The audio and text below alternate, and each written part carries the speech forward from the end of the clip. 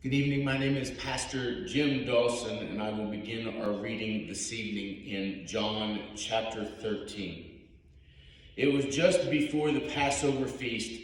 Jesus knew that the time had come for him to leave this world and go to the Father. Having loved his own who were in the world, he now showed them the full extent of his love. The evening meal was being served, and the devil had already prompted Judas Iscariot, son of Simon, to betray Jesus. Jesus knew that the Father had put all things under his power, and that he had come from God and was returning to God. So he got up from the meal, took off his outer clothing, and wrapped a towel around his waist. After that, he poured water into a basin and began to wash his disciples' feet, drying them with the towel that was wrapped around him. He came to Simon Peter, who said to him, "Lord, are you going to wash my feet?" Jesus replied, "You do not realize now what I am doing, but later you will understand." "No," said Peter, "you shall never wash my feet." Jesus answered, "Unless I wash you, you have no part with me." "Then, Lord," Simon Peter replied, "not just my feet, but my hands and my head as well." Jesus answered, "A person who has had a bath needs only to wash his feet. His whole body is clean, and you are clean, though not every one of you." For he knew who was going to betray him, and that was why he said not every one was clean. When he had finished washing their feet, he put on his clothes and returned to his place. "Do you understand what I have done for you?" he asked them. "You call me teacher and Lord, and rightly so, for that is what I am. Now that I, your Lord and teacher, have washed your feet, you also should wash one another's feet. I have set you an example that you should do as I have done for you. I tell you the truth, no servant is greater than his master, nor is a messenger greater than the one who sent him. Now that you know these things, you will be blessed if you do them."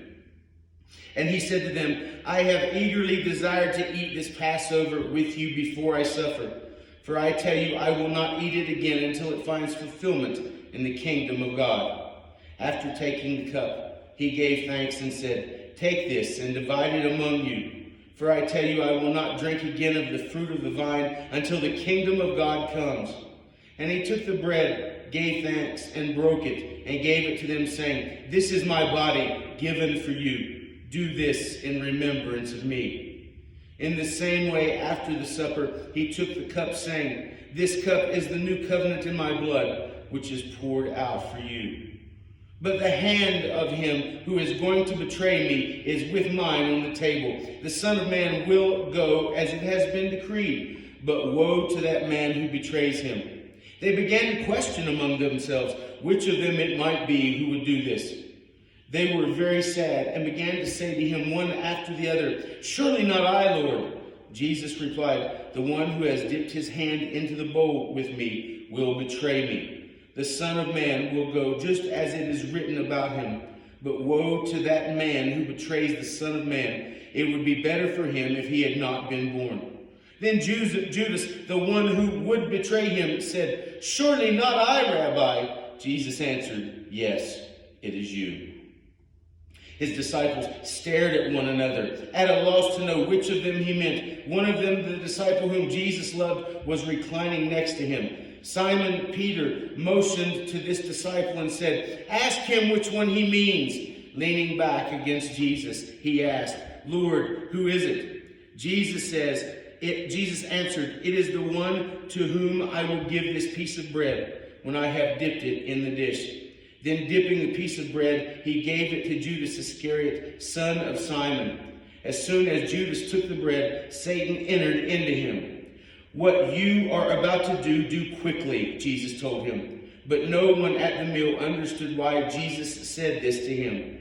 Since Judas had change of the money, some thought Jesus was telling him to buy what was needed for the feast, or to give something to the poor.